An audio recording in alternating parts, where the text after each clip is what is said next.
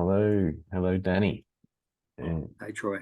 hello, everybody, for another episode of the Danny and Troy Show.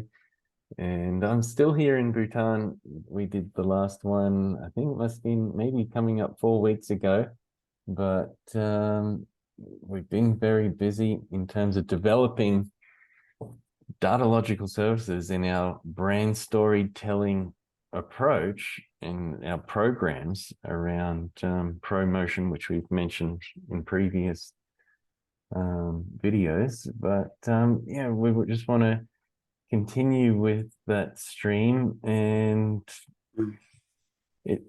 we were just talking before we hit the record button. Danny and I were saying a little bit about our audience, or who we're looking to really be there for. And with everything that's going on in the world in terms of well, the broken systems, we are looking for, really, and we've discussed this before, as the pirates of the society right now, the underdogs. And we wrote a little article on that, the rebels. And not to go too far into quoting that famous speech of Steve Jobs, but it's those people that are wanting to make a difference in the world, and really are adopting the creative expression nature, and Yep. utilizing that with the freedom of speech to do what they love and find a niche that they can develop as a personal identity and a brand and a business. And yeah, Danny's got another creative, expressive piece, Mm. and I'm just, yeah, keen to get into that and hear the messages that come from it. Mm. Yeah, this short piece uh, brought me a great deal of calm after I had written it. And I hope it can do the same thing for you, because this is principally addressed to I won't say the nobodies, but the disenfranchised people, Mm. of which I feel like I'm one. And Right. I, like most people that I read about or that I talk to, don't understand how this came about. Hmm. And I have an idea that I would like to share with you about it. Cool. And it's a little piece.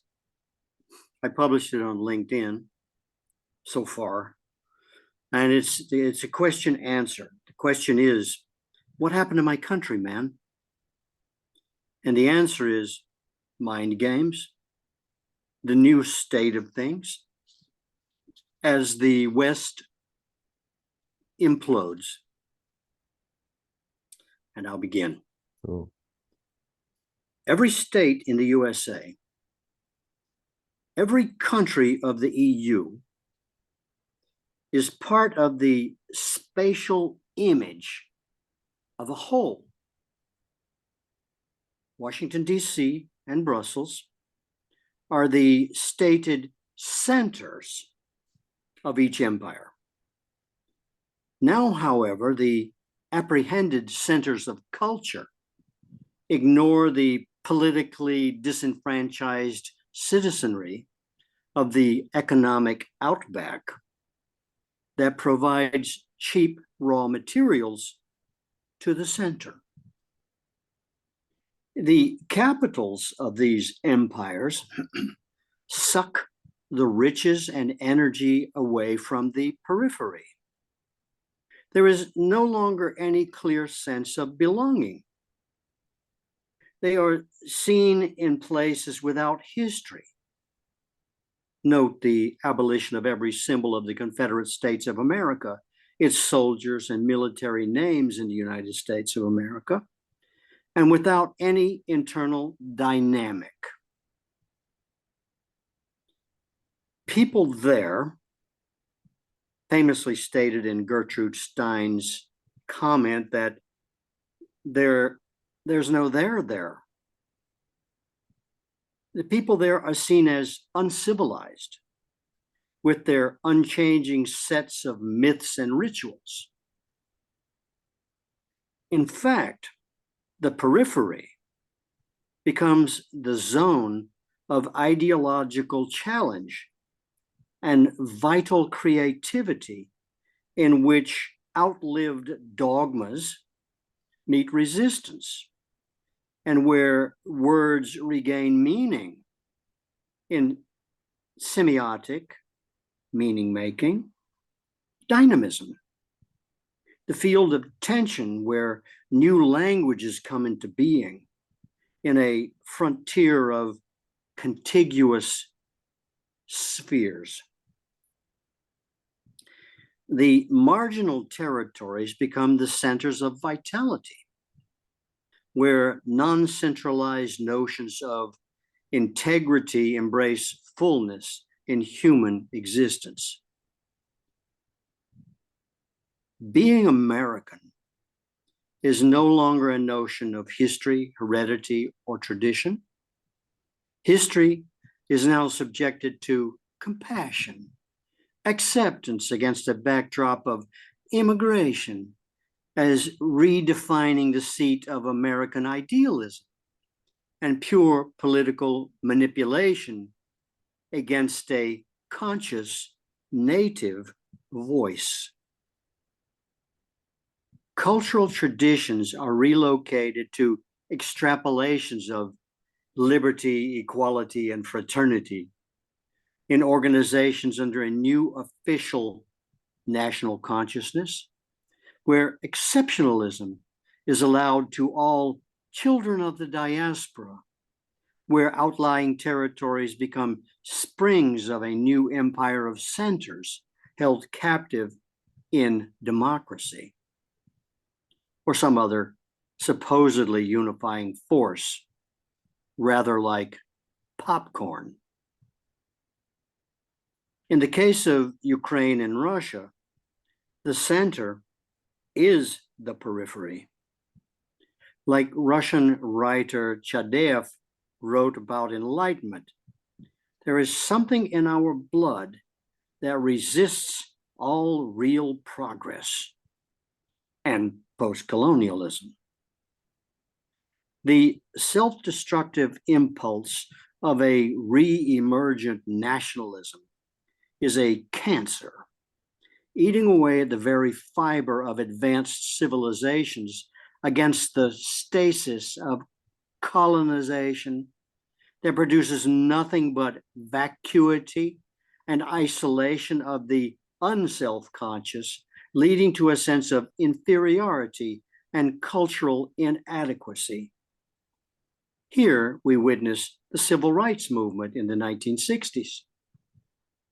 Indeed, under these conditions, the center itself will degrade by not having envisioned this very realization as a vision of the future, a defining characteristic of dualism, conveniently overlooked. The West's centers see all else as barbarism. The West cannot abide any unlike itself, which is a symptom of its own decline. The effects internally in this crumbling empire are what has been identified as a deep ideological vacuum, which saps people of their motivation to work, to do positive things, save money, and build a life. There is a new identity based on culture and not troublesome and carelessly erected boundaries that somehow were meant to distinguish one something from another. Hybridity is facial and not organic, and no similitude of right or wrong can or ever will enlighten the populace that is rooted in barbarism, which by definition is more deeply seated in the very self-isolation and inflexibility it has established. Now I may rest in knowing what stick presidents of the United States of America like Bill Clinton meant when he challenged the interpretation of sleep. and the instability of the word is. Wokeism is merely the ardent distraction of the public, while more confusion is introduced into the now displaced centers of crumbling empires. Rot, as I call it, is in vogue because it invites distemper, while the reordering of the tools of one's mind are being dulled. Distractions of all sort destabilize all but the elite, who have already rewritten the lines and memorized them so much so that when they regurgitate them through their upturned noses to each other, and when called for on the untouchable public stage of mass media, they hardly flinch at all. If they rewrite Tom Sawyer, they may also rewrite Thomas Jefferson to fit the needs of the public. Such evidence as Donald J. Trump is mere displeasure seeking attention to their own experience of barbarity. An outsider, they relate to one another, is the other. There you have it. And again, I there's a lot- probably could have edited that down to like 10 words. well, I'm a barbarian. Did you know that? I think this notion, I mean, going back to the opening, you know, the pirates and the rebels, and yeah, the barbarian fits in there as well. But I like the barbarian aspect of the individualism. Like the barbarian was just out. I mean, Conan the Barbarian was one of my favorite kind of movies and characters. Even before that, the comic book was amazing. And yeah, there was something about just him being self-sufficient and sustainable, and he just had everything he did. He didn't depend on anybody or anything. And yeah, he knew what he was. He was a barbarian, and he didn't hide that or confuse that with something else. He just did that each and every day. Now, of course, that's a story, but yeah, the aspect of that, of being able to find your purpose and live your story is what I think is amazing to be able to do. And especially, you know, like we said, how I don't know what's going on in the world, but things change. There's no denying that. Whether you're an insect, I don't know, since I'm here in Bhutan, let's bring it up again, the cordyceps, that little caterpillar here that gets infected by the fungus and turns into a zombie and then releases the spores to affect more caterpillars. You know, I think these things happen in nature because in this way, the scientists have noted anyway, or documented, that's because that caterpillar is being overpopulated. There's just too many of them there, and nature has a way of balancing things out. And yeah, through change and evolution, things are modified. And we as human beings have this really amazing capability to be creative. And that's where I think these innovations and changes come from, as well as perhaps the biological ones, but the biological ones are happening on a much slower pace than these, well, definitely technological ones or innovative approaches to how we function as an individual and a society. So I don't know, yeah, what everybody else got from the piece, but if you liked it, please comment and give us your thoughts. These are my thoughts, and we're keen to hear what everybody who listens to it has to say. Yeah, we want to hear from all of the cordyceps out there, Sure. because really that's really a good metaphor, because we've been infected by Well, the spores, from the elite, mhm, and we are programmed, to it takes the place of everything in our bodies mhm, until it climbs a blade of grass, and I don't know what you call these things. I call them horns, right? yeah, That come out and spread their spores around the rest of the world. yeah, It's like there are many different species of aliens on this planet, mhm, and this is what's happening to humans now is principally mind control. sure. That's it. They've stepped away from population reduction, when in fact all they have to do is make everybody else feel like nothing, Mhm, right? mhm, That yeah, you don't work, you don't save, you don't do anything. You just principally wait to climb your blade of grass. mhm, mhm, And it happens in some ant colonies in South America as well, sure. you know?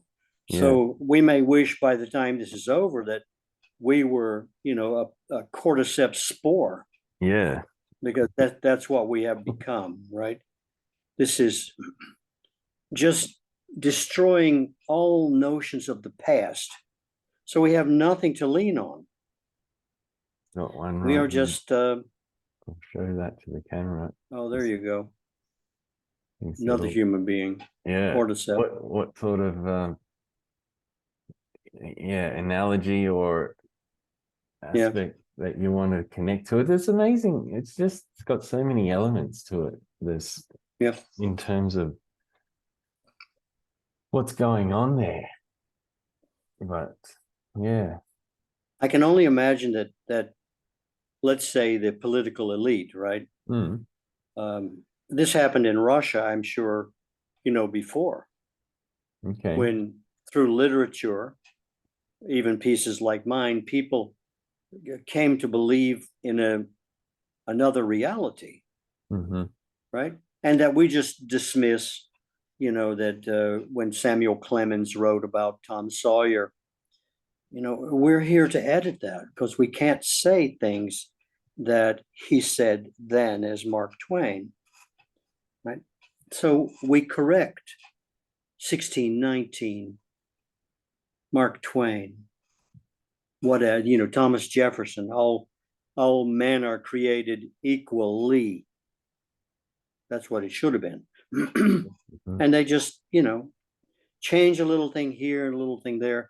And I keep, when I wrote the screenplay, 86 Soul, systematic obliteration of unnecessary life. That's what soul stood for. Right. That it was a matter of mind control.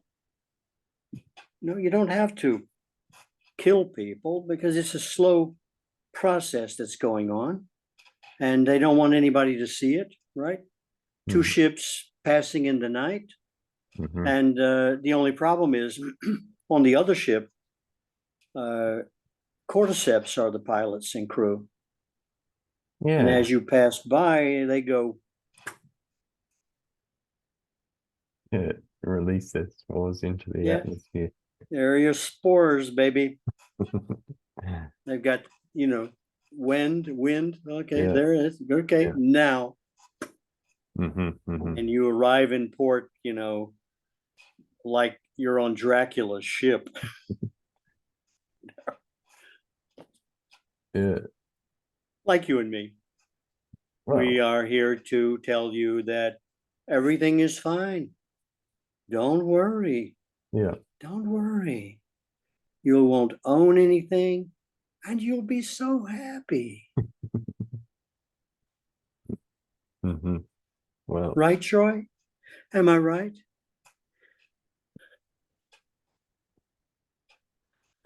Okay. Somebody's going to shoot me through the window. Black ops.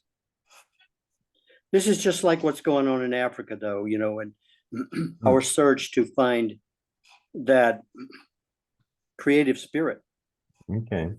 because Africa is certainly the periphery. Right. But like Fred said, without music, there is no Africa. And Okay. without Africa, there's no music, which principally means that, this Dionysian urge that we have within us to change from the Apollonian, oh, alles in Ordnung, kein Problem, is, I don't know, I guess like being a fish on the shore, and every now and then we splash the fish with a little water just to Okay. keep it fresh. Right. All right, so you're heading back to Brisbane tomorrow, right? Yeah. Have a good trip. Yep. Thanks. Hello to Singapore. Yeah. Stopping in there. And, Yeah. Well, I'll wait to hear from you. Just send me an email about Okay. when you're settled enough to have a chat. Sure. That sounds Yeah, good. I may get a message from one of the other cordyceps I want to share with you. Yep. Yep. Yep. I'll keep you And when you get to posted. Singapore, don't forget to go. Okay. Well, yeah. Definitely spread the word of creative expression, freedom, and Yeah, that's what it is. happiness. We're all free. Yeah, maybe. But it's just, I guess, Okay. yeah, having fun while we do it, and we talk about this a lot actually. It's just if it's not enjoyable, maybe there's needing something to change. But yeah, It's too late, Troy. it's too late. Too I'm late. already zombified. Yes. And aren't we happy? We are so happy. From Bhutan, the kingdom of the happy, Exactly. and the vehicles, these little cordyceps worms, Mhm, we mhm. are now infected, and we promote our spores on YouTube and LinkedIn. Yep. Yeah. Yeah. So bye, Troy. Thanks, Danny. See you soon. Yep. Bye.